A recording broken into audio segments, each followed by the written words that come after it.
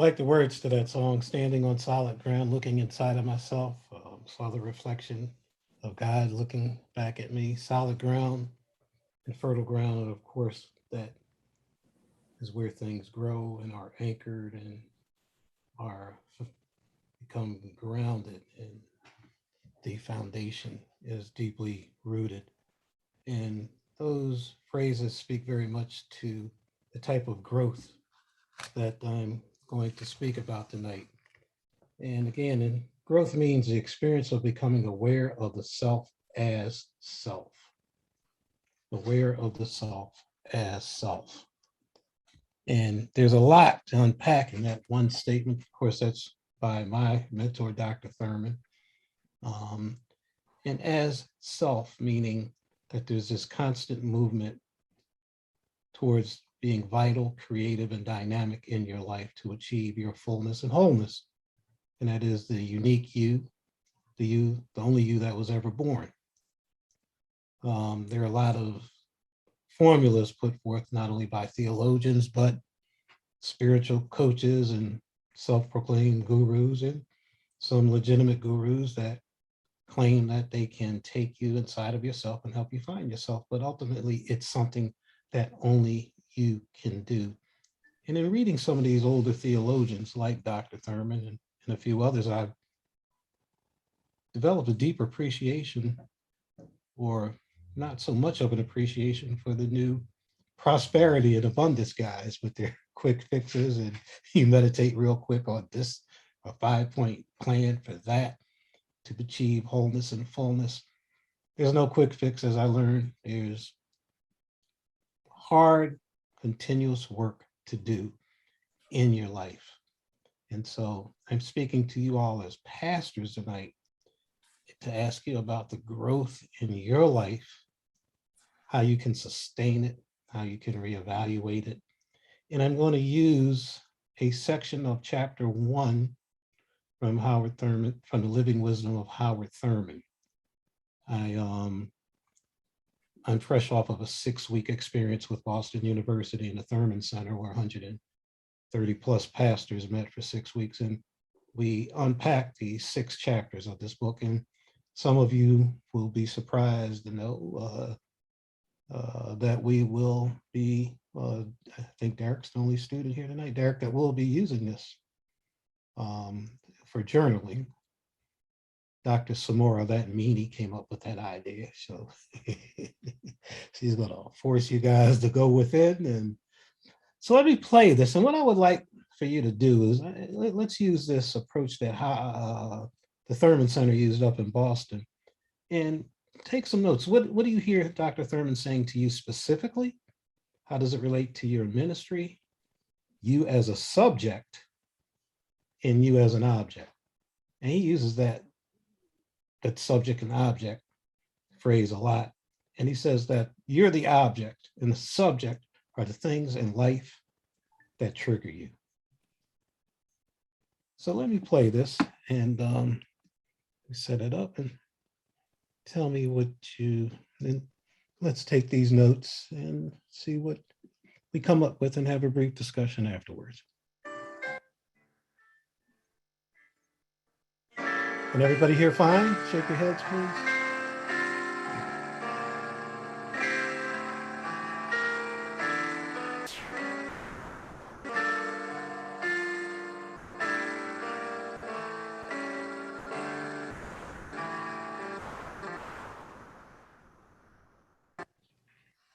I remember when I was a high school boy, at the end of my first year in high school, I went to a conference in North Carolina. It was a conference of the student conference of the YMCA. The first night I was there was a Vesper service. I sat on the side of a hill. It was an outdoor service. Everybody was sitting on one side of the hill. I sat over by myself. I was a stranger No anyone, so I sat alone in the twilight, the long twilight, and I listened to a man make a speech. I don't know what he talked about now. I don't know what he said. But as I listened to him, I knew what would be the area and the meaning of my life quest. I did not know in terms of a bill of particulars. I could not spell it out in terms of precise goals, but I knew more deeply than I understood. And then 3 or 4 months after that, I wrote the man a letter telling him about my experience that night. And he answered, I shall always remember this, 2 pages, single space. It was the first typewritten letter that I had ever received. And I carried this letter in my pocket. And you will be embarrassed. I mean, I should be embarrassed, I'm supposed to say it, but I carried it in my pocket through the rest of high school and for 4 years in college. I changed envelopes, I don't know how many times, but the letter was there. It served as a gentle reminder of what I had felt. But it was years after, before the feeling that I sensed that night worked itself up into the region of my deliberations and my choosing. All of this is to say that the quest is a creative thing. And sometimes it is the response of the individual. Sometimes it is the response of the mind based upon selections, and then the resources of the personality are organized and put at the disposal of the thing that is held at dead center in the mind. Now there is something else that needs to be said. This possibility, the possibility of quests, the miracle of being able to seek is rooted, it seems to me, in the very nature of life. For you see, if life is fixed, if life is finished, if life is complete, if life is contained in a continuum that is essentially static, then the possibility of seeking, the possibility of bringing to bear upon a goal the resources of the personality, so that as the individual begins to actualize his potential and becomes himself more and more of a living embodiment of that for which he is questing, all of this is an impossibility if life itself is not fluid, creative, dynamic. Now, if it is true that life is fluid and creative and dynamic, then it becomes a reasonable thing to say that the time and the place of a man's life is the time and the place of his body. But the meaning of a man's life is as eternal and as significant as with all of him. He wills to make it. Therefore, when a man quests, and in his quest he honors a deep and insatiable hunger of his spirit, and in response to that hunger, he more and more begins to feed it with all the raw materials of his stuff. Then the hunger has to be honored by life, and I think by God. So the Master says, if you hunger, hunger, hunger. If you thirst, thirst for righteousness. This is the nature of life, that you will be filled. That this is a kind of world in which the riding possibility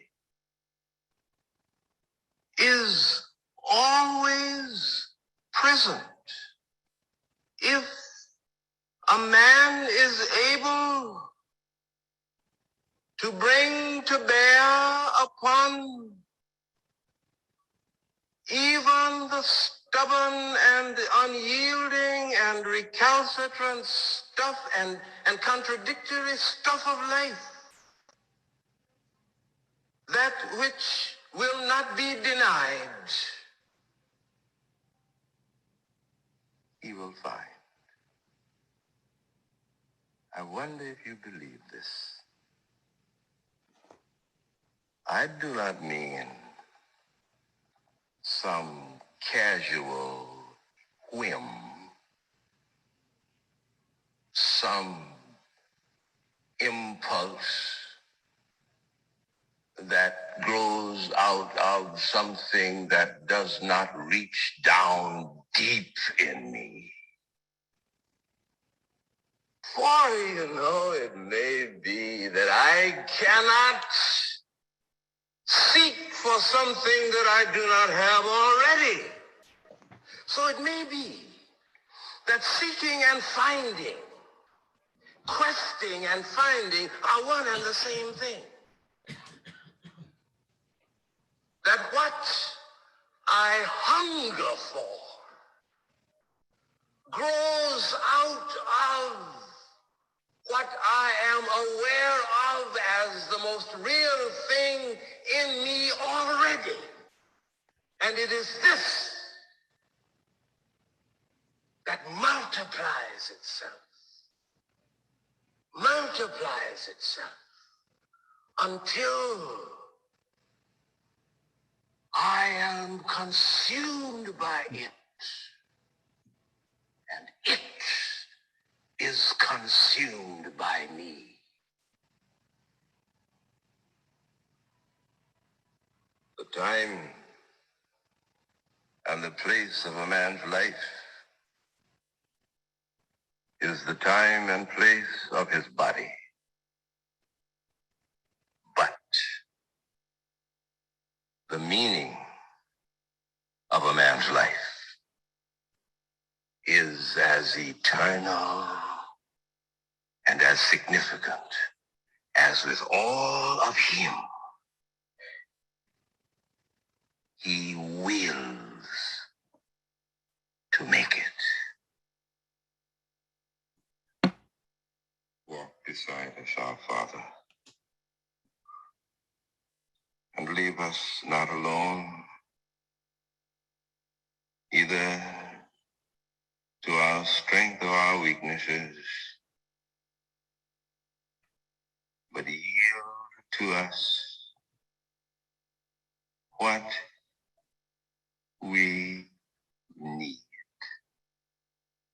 in order that we might be that which is thy dream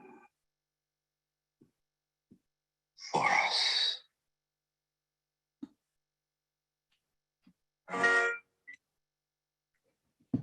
Mm.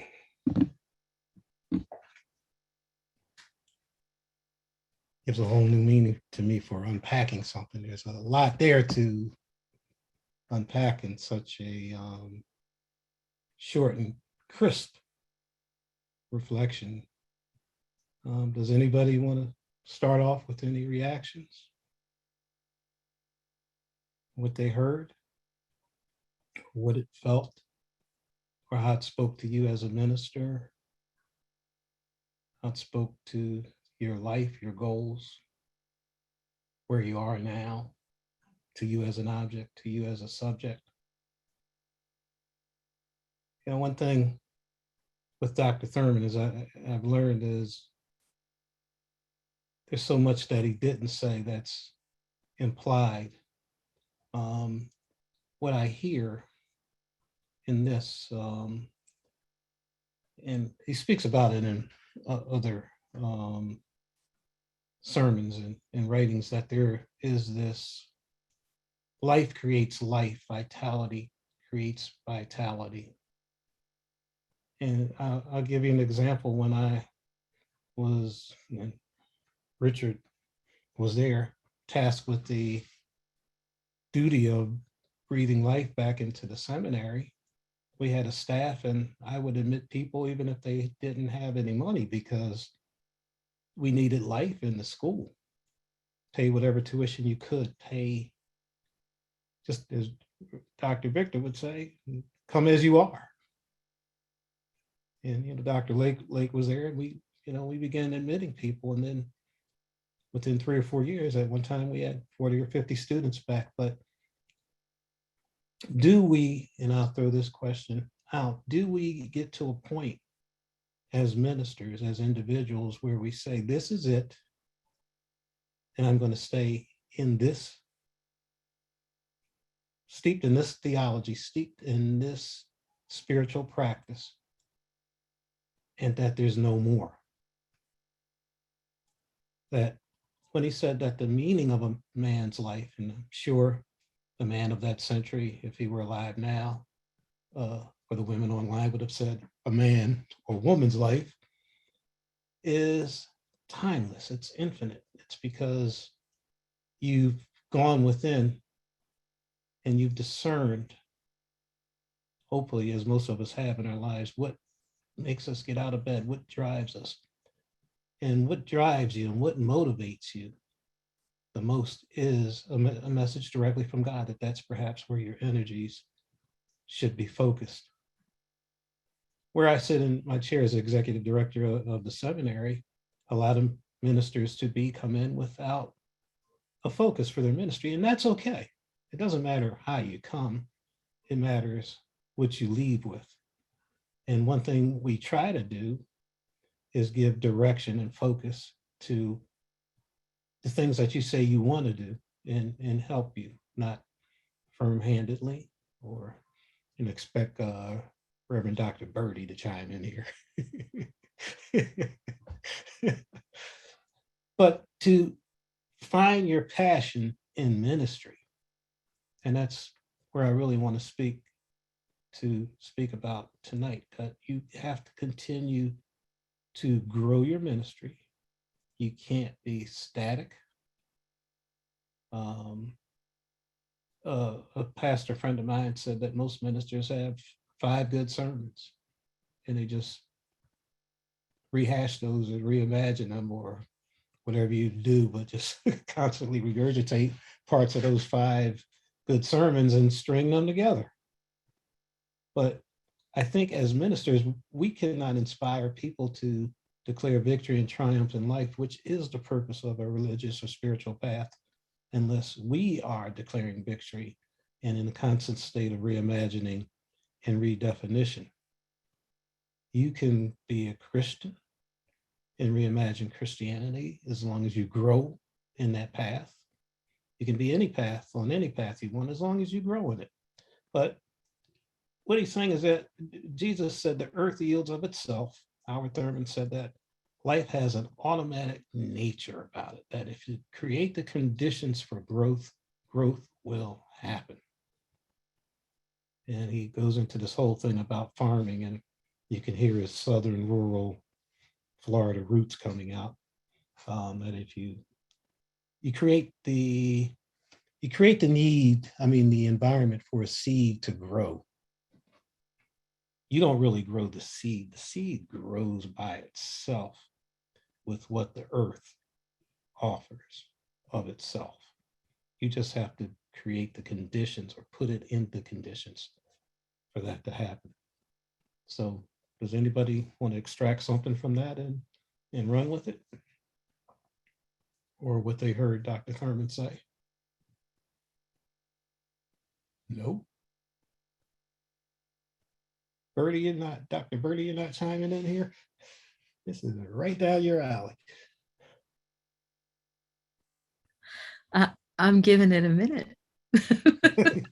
You giving it a minute? Okay. I'm giving it a minute. well, Dr. Greg and Dr. Samara, that's a first, right? I should go play the lottery tonight. Whenever there's a first, boy, you got to go play the lottery.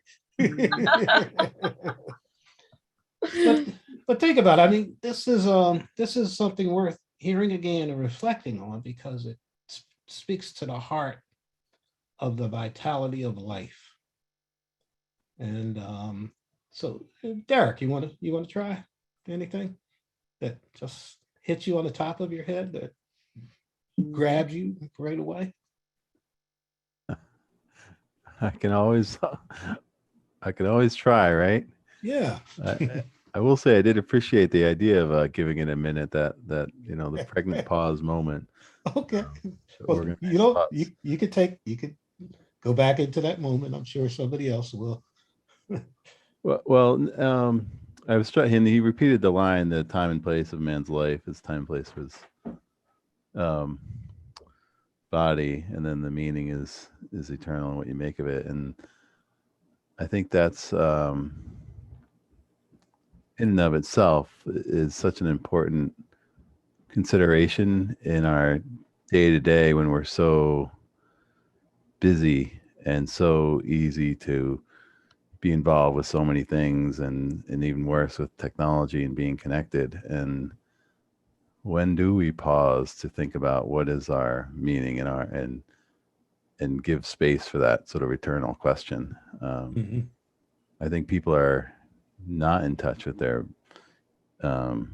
even their bodies, because they're always ahead of themselves. They're always thinking about what's next and where do I have to be, instead of pulling back to the time and place of now, so then you can think about the eternal question, I guess. Yeah. Just one thought. You focused on perhaps one of the strongest points in there, is that the sense of being where the body is does not really mean that that's where your focus should be. Now, maybe in New York, where Victor and Samara live, you might want to be a little more focused where you are. And Elizabeth. And Elizabeth, with fast pace, hurried, and Sharon. Oh, really? You're in New York too? Okay, New York in the house. There's a sense, there's an aspect of being beyond. And when he talks about being beyond, it's encountering God in all of creation and that the movement of the God in you moves towards the God of all of creation. And that's when you hear and discern what your life and the direction of your life should be. And in one of these other chapters, he asked, did the mystic get it wrong? And he said the mystic goes back, may not know him till 30 years out if he was right. But what the mystic does, perhaps that most people don't do, is he goes back and revisits and revisits and revisits the subject. Greg, like that. I have a thought. Okay. Hey, Samara, I want to see your face. Oh, I know. I'm sorry. I'm in the dim light. I'm right here. You can't see me at all? I now I can. Okay. Sorry, Liz. Sorry. I just was thinking about the seed and what he said, the environment in which we grow things. And for me, I think about the word, about what do we say to ourselves, that in essence is the seed that we create our whole life and environment in, is our thoughts, what we speak. And oftentimes that becomes the reflection of the very thing that is what we call our life. And so when I think about the grounds or the environment in which we fertilize that seed, that the seed can be as simple as a thought. So what are we fertilizing and what are we using to build on our beliefs and our thoughts and how we create our world, which is why, I look at how the environment in which we're in right now, so much of it is just, to me, a lot of verbal violence. And I just wonder, where does that, seed, where does that come from, Mm-hmm. Amen. You'll find that he talks about seeds a lot. And I think that where he rests with his whole treatment of seeds or the seed is that there's a oneness implied there, that you plant this one seed and everything sprouts up from that there's a oneness, a driven purpose, a focus, a single-mindedness on this seed. And it's funny, in listening to other people talk over the past 6 weeks about that, everybody had a different thought, but where my thought about it rested was that the oneness is to find what you are and who you are and bring that which is inside of you, because that's an internal process, out to the world. And that's where you become timeless, because you put your best into the world. You put your whole body and soul into one thing, and it yielded fruit, and it grew. And through the span of your lifetime, you experience many deaths. There's kind of a Buddhist tone there, that you constantly die and are reborn, that you die with each sunset and are born again. Kind of the dawn of the great eastern sun approach. But you Speak a little louder. Dawn of the great eastern sun approach. Reverend Victor, go ahead. A couple of thoughts came to mind when he was talking about searching for something that was already inside. And recently, I learned of an ancient parable from the Hindu in which they say that Brahma and all of the gods were having a meeting one time. And that in those days, humans were also gods. And the main gods complained to Brahma that humans were misusing their power. And they suggested that they find a place to hide the divinity from the humans so that they can no longer do this. So one suggested that they put it on top of the tallest mountain. And Brahma said, no, one day those humans will climb that mountain and they'll find that divinity. Another said the bottom of the deepest ocean. And the response again, no, one day humans will find their way to the bottom of the ocean and find that divinity. And someone else said, bury it in the center of the earth. And again, Brahma says, no, unfortunately, they'll dig to the center of the earth and they'll find it. Brahma said, I know what we should do. We should hide the divinity within the human. They'll never look for it there. And that statement that he made about seeking something, that seed that was already within, so resonated with me in reference to that story. Yeah, that's powerful. Thank you. Thank you. And I wrestled with that, seeking what is within you, because I think he said seeking what is already, that you're alert to what's there, something like that. And that to seek it, you have to know it's there. And to be alert to it, you have to have done the work to till the earth and uncover it and go down deep and get it. I'm still working with that one, but thank you. I like that. I'll use that. Anybody else? Dr. Richard?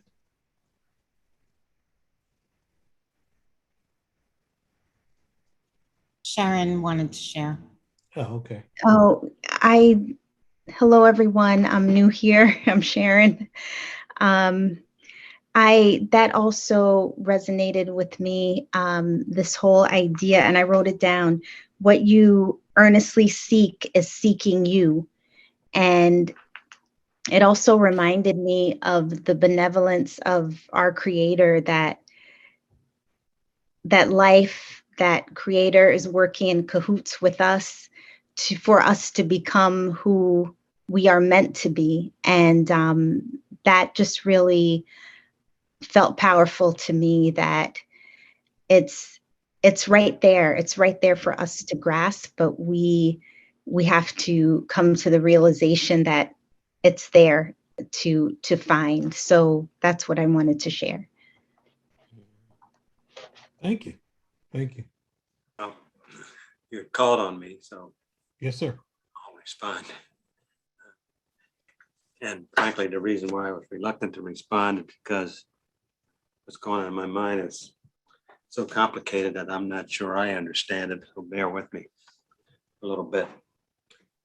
I want to reference back, I think, to a couple of years ago. I spent some time dealing with Teresa of Avalon and the castle. Are you familiar with that? Any of you familiar with that that tale? Well, at any rate, and the guy that was leading us through it is a guy named James Finley. He had a pretty interesting outlook on things. But the bottom line is Teresa was she had a pretty neat grasp of the part of the Trinity that we tend to overlook, or maybe don't spend a lot of time on, and that is the center of our soul. And the way she depicted that was she had this mansion or this castle with 7 rooms or 7 layers to it, and that represented the soul. And spend a little time just on the outside of it, and as you work through the 7 things, you get closer to the center, and the less, and as you move closer to the center, the ego portion of us had a tendency to die a little piece as we went along, until you finally got to the point where at least the 6th or 7th piece was with the very, very center. And James had a very interesting way of talking about that, and he told a story that I borrowed and used at a funeral once. Talked about, okay, so it is, you've died, and you go to St. Peter, the pearly gates, and you're welcomed in, but your position on that is before you go in, you want to see some people. So the first person you want to talk to is the God. And Peter says he's not here. He said, well, where is he? well, gave himself away to the Word. He said, okay, fine, I want to talk to the Word. Well, the Word's not here. Well, where is it? It gave itself away to you. That's why you're here. Now, I don't know, to us, I've spent 8 weeks in that thing. By the time he laid that on us, that was very, very significant. But it made an impact on me because it made me understand that what everybody's talking about is waking up to this very center of our soul. Christians talk about that being the Holy Spirit. Buddha talks about simply awaking. What is discussed here is the whole business of the very center of us is the death of the ego dies and it wakes up. And it's not something that you go after. It's something that you surrender to. So whenever I hear talks like the one that I just heard, that's kind of where my mind goes. Now, I think I've talked long enough, and if I've been too far off the wall, I apologize, but that's what's on my mind. Well, sir, you were saying something, so you didn't talk too long at all. We were listening. Thank you. Thank you for that. And I think you zeroed in on a key concept that Dr. Thurman throws out a lot, the fluid area of your consent, the core of your being, and the island within, the altar, the temple, going there and go into communion with yourself, praying as from the God within you to the God of all creation, and create that movement from the God within you towards the God of all creation. And that's when you co-create and manifest. Because when you touch and access the God within you, then you can encounter God in all of the universe.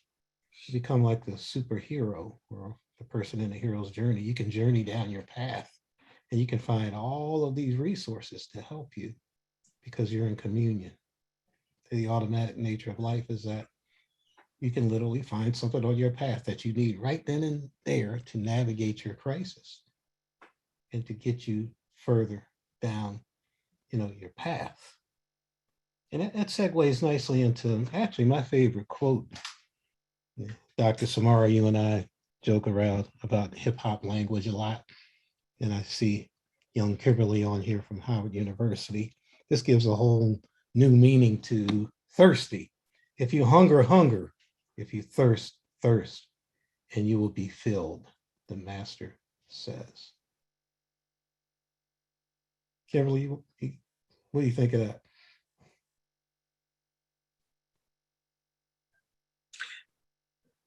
I think it's great. I had to unmute myself. Say it again. If you hunger, hunger.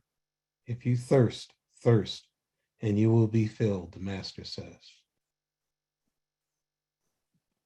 Will be filled what? The master says. Oh, okay. That we get what we need. With the passion, with the drive. Yeah. You gotta want it, right? Yeah. And we will get it if it's what is what we're seeking. If we are seeking, we will find. Yeah. Dr. Richard, you were gonna, thank you, Kimberly. Dr. Richard, you were gonna say, you said you thought it was great. Okay. So. Well, there's also this idea of not to deny yourself. If you hunger, hunger. And if you thirst, thirst. Don't hold it back. Right? Mm-hmm. There's that permissive language there of, be both feet in. Right? There's a lot of ways that I think that we dim ourselves, whether it's from, society's message or not wanting to be disenfranchised from the pack of our group or what's happening, You know, it's really that call to within. You know, you hear your inner drum, and if that's what's calling you, if you hunger for it, if you thirst for it, then be that thing. There's that divine spark message. You have that hunger and that thirst for a reason.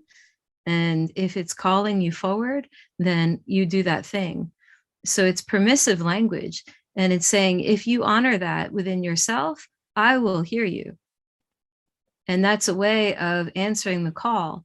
If you're feeling that thrum within yourself, honor that there's a reason for that. And that is something that is a communication. You know, you're hearing yourself in that divine way, and that is precious to me. And I will engage in that communication, and you will have what you need. So I think it's even deeper than where we're going. Right. That was a pregnant pause well used, Dr. Birdie. Reverend Sharon. Reverend Elizabeth, I mean. Yes, hi.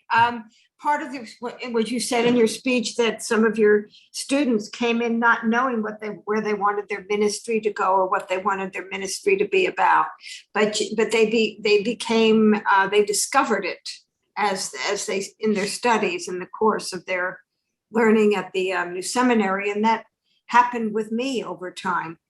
I just, knew that, I was into astrology and I had clients, and Rabbi Gelberman encouraged me to be ordained at the new seminary, thought it would protect me, but it turned out to be a very beautiful journey.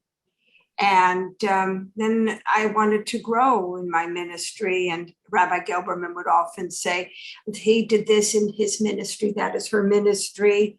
He would share this in conversations. And then I said to myself, well, what's my ministry? And it unfolded through time. And one was the rescuing of animals, or being involved in helping with rescue of animals. I do that virtually. And the sacred dance, the music and the dance, the sacred dance. So it kind of unfolded over time, which was very interesting. Because when I went into the ministry, I really had no idea. Thank you for saying But just that. wanted to share that. And when you talked about that in your speech tonight, that struck a chord, and I wanted to respond. That was me also. And our first day of seminary, they asked, why are you here? And most people had an answer, and I got up and said, I don't know. And when I find out, y'all will be the second ones to know. And, I just knew I was supposed to be there. And there was a knowing. When I was doing my first unit of CPE, I did, one of the members of my unit was Seventh-day Adventist, and the director of the department asked to talk about a spiritual event that happened recently to us. And this was after my first year of seminary, and we had a pretty good retreat. It was a great retreat. We're up in the mountains somewhere in New York. And I was walking my dog near Catholic University, and this fox came out the woods near the John Paul Cultural Center and stood right in front of me in my he was a puppy still, 60 pound, 55, 60 pound hunting dog that would chase anything. That dog would chase air. And I said to myself, what a stupid fox. And the fox sat down and looked at us, and my dog Snoop looked at him with his tongue hanging out of the side of his mouth. And they just looked at each other. And then the fox took off and walked across the field and down the middle of the road, Harewood Road. And I threw a piece of brick at it the first night to get him out of the street, because I didn't want him to get hit by a car, because it was late at night and people tend to be fast there. Second night, I was walking the dog in the same spot. Here comes the same fox, and it happened the next night as well. And I repeated this and told the classmate about this, and she told me I needed to call, a shaman. And now I knew one, but being in my first year of seminary, I had my doubts about a lot of different types of spirituality, and particularly people that presented themselves to be something or another. And I wasn't too sure about any of the shaman that I had ever met. So this person called me that morning and said that she had a message for me, and she gave me a message from a fox. And the fox's message was that I had to decide which world I wanted to live in, because I had been wrestling with, how do I incorporate ministry into being a political consultant, campaign lobbyist guy? I mean, it's just, I mean, you gotta work hard to keep God in your life in that profession. I mean, you're out at this hotel bar, you're at this meeting, and I'll say you're telling lies that you don't even remember their lies. You don't even remember talking about things you don't even know where that dialogue started. But anyway, I repeated this in the unit, and this 7-day Adventist challenged me, and he said, "Do you think you can get a message from a fox?" And I said, "Well, I mean, you're very Christian, show me a talking snake out there." Doesn't the whole of Christian theology kind of hinge on a talking snake? And I continued to wrestle with what I was going to do, and I decided one day, I just woke up clearly. I'm a minister. I'm going to be a minister. And everything that I do in my life, anything that I approach, any project undertaking, will be ordered under that. I will be the Reverend J. Spates. And from that point on, there was such clarity and focus in the things that I pursued, and the things I wanted to manifest were very true to what I wanted to be and who I thought I was, or what I was becoming. And chaplaincy certainly helped with that. I never saw myself being a chaplain, and I sure as hell didn't see myself sitting in this seat as executive director of the seminary. I still don't know how that happened. Dr. Victor? Dr. J, I think Greg had raised his hand before. Greg, did you want to say something? Oh. Yeah, I was thinking about, first of all, thanks for sharing that piece by Dr. Thurman. It was great. But when he talks about that life must be fluid, creative, and dynamic, it made me think of the Buddhist concept of we grow when we live in the question, and that we have to, remain in the question instead of taking that solid stance of the answer. And then Michael Gell wrote a book called How to Think Like Leonardo da Vinci. And he went through they allowed him to go through all of Leonardo's notebooks over in Italy and in the archives. And he came out with like 7 concepts that Leonardo always worked with. And the first one was curiosity. And so if we stay in a place of curiosity, thinking about how Elizabeth came to her ministry or how you came to your ministry, that we get to explore, right? That's the part of the process of seminary, is as you're going through this, you get to explore. And then I was on a conversation today, and the word that the woman used was wonder. And I really like that in connection with curiosity, because there was sort of a universal experience, that wonder was beyond just the concept of like in your head thinking or asking a question, but something beyond the self, knowing that there's something beyond the self. Mm-hmm. Thank you. Yeah, Leonardo da Vinci, somebody worth noting in terms of spirituality, and thank you. That resonated with me very much. Anybody have anything they want to add? When I got into seminary, I didn't have any necessarily intentions to being a minister. I wasn't even sure what that was. What I wanted, and the thing that drove me to come there in the first place, is this hunger that I think that we're talking about. I wanted to understand what's going on. from a perennial standpoint. It was kind of clear to me from a long time that, you know, God didn't give white fundamentalist Christians the only answer. I mean, that couldn't have been the case. There must be a little broader than that, and I thought that seminary might help me through that. And by the time I graduated, I still wasn't particularly interested in being a minister because I wasn't finished figuring it out.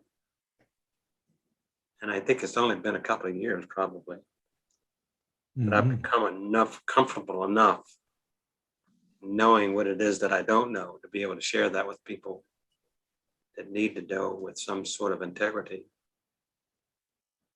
So that's just about what it is. It's what I'm about. It's taken 10 years to get there from the time that I decided to go to seminary until now. To get to the point where I might feel reasonably comfortable of life being all right the way it is, and I being all right to where I am. And I don't need a church. And I have a following, a group of folks that I teach or coach, but I didn't ask for them. They just been around for years. Wow. Thank you for saying that. Sorry? You know, I said, thank you for saying that. You went right to the heart of something that I think Dr. Thurman says often. It's better to have done it, and I'm just paraphrasing here, for a short period of time than never to have done it or realized it or achieved it at all. In the sense that he finally got there. A lot of new seminarians come into ministry late in life, and a lot of questions of worthiness or why now, am I too old? And it's no, you're on your path. You're on your path and you're not too old. Do it until you can't do it anymore. And that's a good place to end. There's a person called Dr. Samara. She reminds me when to start and stop. I appreciate each and every one of you. Thank you. And that was from the Living Wisdom, the sermon, The Living Wisdom of Dr. Thurman, Howard Thurman. And there's 6 chapters. That was the end of chapter 1. I would urge you all to listen to that. Sharon and Derek, you'll get this from and Kimberly from Dr. Samara in journaling. And I think from Reverend Birdie too, if I'm not mistaken. So thank you all. God bless you. And let us take a minute and pray for those who don't and who can't find a way to go within and bring their higher self out to the world, who can't connect with the pain and suffering in the world because they haven't found the God within and move towards the God of all the creation, to acknowledge that oneness and the purpose of all of us pulling together to uplift each other. Dr. Thurman said, I can never be what I should be until you are what you should be. And that requires each and every one of us to go within and find out what that is. Who am I? It's a good place to end. Peace and blessings. Thank you. Dr. Samara, do you have an announcement about upcoming events real quick? My only announcement is that was a great talk. Okay, thank you. But in terms of announcements, no. Everyone just have a safe, beautiful week. That's all we ask. You know. All right. If anyone has a question, I can answer it. But our first service will be Sunday the 12th at 10 o'clock in the morning, and the theme will be At One Meant.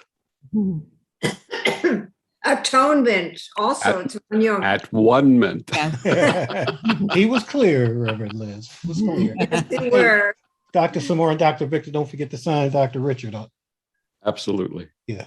Oh, it's Dr. Richard. Are you not on the mailing list? I don't think, I don't know what I'm on. I can't He go to is. these meetings. That's it.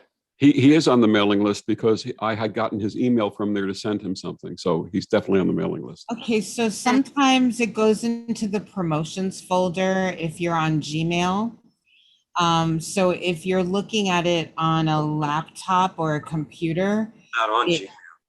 you're not on Gmail. So it might be going to spam. It's No. possible. Did No, you get the email for tonight? Yeah, I get that. I So get then it. that's the same email list then. I meant to sign him up to do a circle. Well, you didn't say that. I sure So now did. I know. Yes. All right, so Richard, I'll reach out to you because if you'd like to lead one of these, we would love to have you. Absolutely. Yes, well, we'll do one sometime in the future.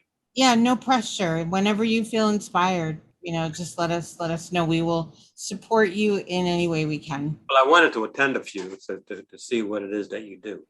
Mm-hmm. I can figure out. It's pretty much like this. You just bring your own, your own vibe. Mhm. Yes. Oh, and what did Elizabeth say? Honor and remember dear Rabbi Gelberman. It is the anniversary of his passing. Oh, September 9th, Around now, I'm not sure. the September exact- 9th. September 9th, 2010. And that's the day I took my first belly dancing class, September 9th. Different year. Oh, what a nice There's tribute. synchronicity, and God bless Tom Downs, Reverend Tom Downs, who inspired me to really engage with the animals. Oh, He presented at one of our classes, and I'll never forget it. It really touched me. He talked about shamanism and him being in touch with the animals, and that they can come up to you and be nice to you if you're going through something. mm-hmm. I never forgot it. Thank you. All right. Thank you. God All bless you. right. So everyone have a beautiful week. Yes. You too. Bye. Bye. Good night. Take care.